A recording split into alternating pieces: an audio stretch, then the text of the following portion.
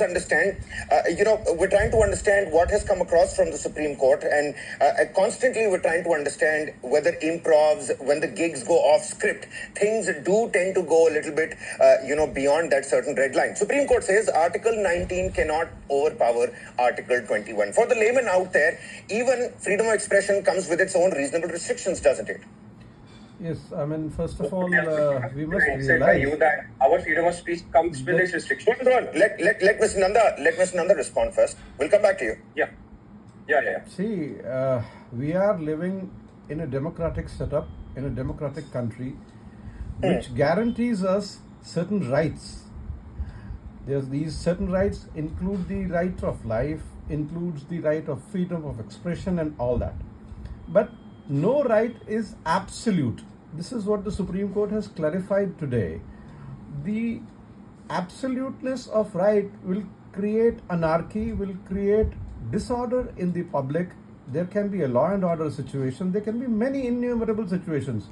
See, the right guaranteed under Article 19(1)(a), that is the freedom of speech and expression, cannot override the right of life.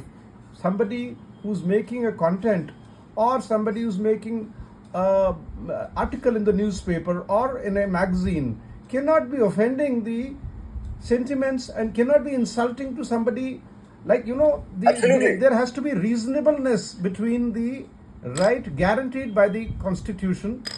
It cannot be absolute. Now, this reasonableness has to be some proper balancing has to be done. It cannot be that as and when the government wants or the executive wants, they can gag the content creators, or there has to be, but there cannot be a straitjacket formula for it. It will differ, it will vary from situation to situation. The morality, the public order, the relationship with the morality, the public order, the insult to the other community people, or in this case, perhaps the specially abled people, and the relationships with the friendly neighbors. Somebody speaking against Pakistan in a war-like situation is understandable. But when we are having good relationships with a friendly country, somebody offending that relationship, making the foreign dignitaries offend about it, there can be innumerable example about it. So what I am trying to tell you is that the Supreme Court has also clarified today, which has been always clarified, that the rights guaranteed by the Constitution are basic and fundamental rights. They cannot be gagged.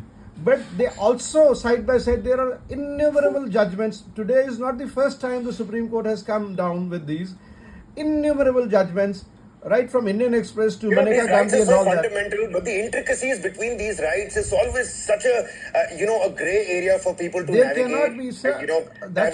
That's what I'm trying to tell you. There cannot be a straitjacket formula for it. Everybody has to be conscious. If you have the right. Inside the court, Dr. Nanda, the Solicitor General was asked to bring on the table guidelines that can be pushed across to keep this commercial speech in check. Now, what are those guidelines actually going to be? Sonali Shah, advocate and social activist, also with us on the broadcast. Mr. Shah, help the viewers understand if there is a guideline